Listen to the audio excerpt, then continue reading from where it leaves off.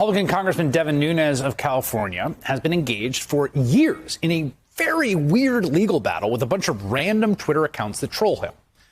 There's Devin Nunes' cow, which is a parody account, obviously pretending to be a cow, hanging out in the dairy in Iowa looking for a little treasonous cowpoke. And another one called Devin Nunes' alt mom, which is clearly a parody. It bills itself as the not-so-proud alt mom of prolific libel tourist and part-time Congressman Devin Nunes. Now, Nunes tried to force Twitter to unmask the parody accounts taunting him, filing a lawsuit in 2019. Again, a strange thing to do. Like, Twitter trolls are annoying, but who cares? He was unsuccessful. The case was dismissed last year. But then this happened. We just learned the Department of Justice of the United States of America, under Donald Trump and Attorney General Bill Barr, apparently took up Nunes' cause, secretly obtaining a grand jury subpoena last year in an attempt to identify the person behind a Twitter account dedicated to mocking Representative Devin Nunes of California, the alt mom account, according to a newly unsealed court document. Twitter fought the subpoena, as well as an associated gag order barring the company from talking about it publicly. And ultimately, the Times reports, according to a person familiar with the matter, the Justice Department withdrew the subpoena this spring after President Biden took office. Now, this is extremely anomalous behavior from the DOJ, and it comes on the heels of a bunch of news about possible abuses of power in that department under Bill Barr that we're just now finding out about. Barbara Mulcahy is a former U.S. attorney for the Eastern District of Michigan, and she joins me now. All right, I didn't actually, I thought there must be something wrong when I first saw this. When it first got published, I thought, oh, there's some mix-up here. They weren't actually trying to do this. So first, let me just start with this. Under what circumstances would the Department of Justice try to unmask an anonymous Twitter account?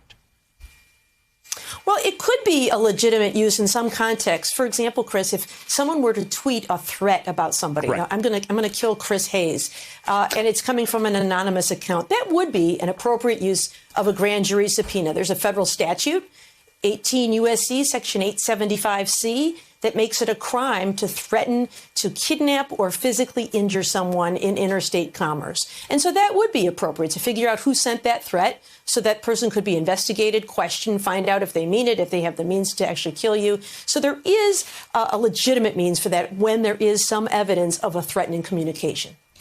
But there is no indication. I mean, this was trolling. This was not threatening. And in fact, we have some exchanges that appear to show that, you know, they were contending it was a threat, but there doesn't seem to be anything threatening. Like, can you is this an appropriate use, I guess, is the second question.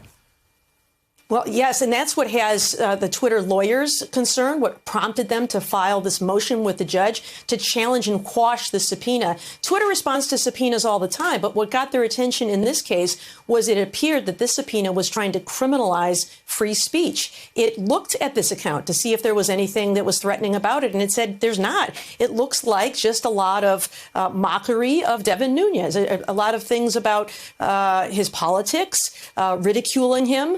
And there's nothing that they found that seemed to demonstrate any sort of threat that would fit within that statute. And that was their basis for filing this motion. And in response, rather than saying, here's the threatening communication, the Department of Justice simply withdrew the subpoena.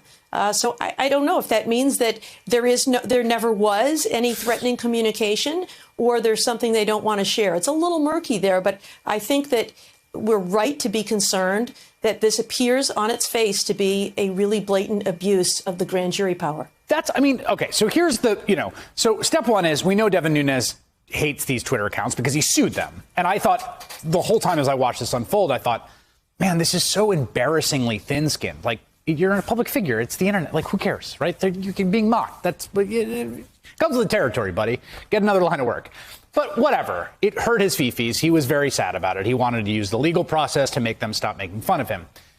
Now, so that didn't work. Then we've got the Justice Department attempting to go after one of these accounts.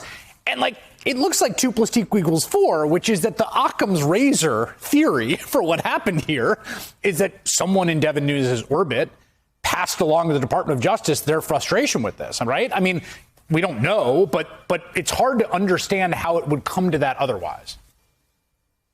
Yeah, on its face, it absolutely looks like that. And I think the real danger here is two things. One is the civil liberties intrusion of criminalizing free speech, of using a grand jury subpoena, which is for criminal investigations, to just try to get to the bottom of who is the anonymous person behind this particular Twitter account. I also think that as a former prosecutor, this has an institutional threat as well. Prosecutors are entrusted with a lot of authority to utilize grand jury subpoenas. They're used without court oversight so that prosecutors can act quickly and nimbly when they need to find someone who is truly threatening someone in interstate commerce. And if there is an abuse of that power, I worry that there will be a movement to curtail that power from even legitimate use. That's such a good point. So this is the DOJ without a judge signing off, going to Twitter and be like, hey, give us this Twitter username, and Twitter saying, whoa, not so fast, right? Yes, and, Twitter is a pretty big institution. They have a strong legal staff. You wonder how many times have there been subpoenas submitted to other entities that didn't have the nerve to push back or the resources to push back. And so when you see this kind of abuse, it's good to see that Twitter challenged it and took them on, and that DOJ actually backed down when they did so. But how many people are not backing down in those situations? That's why I think this is a really dangerous abuse of power if it is what it appears to be. Barbara McQuade, thank you so much. That was great.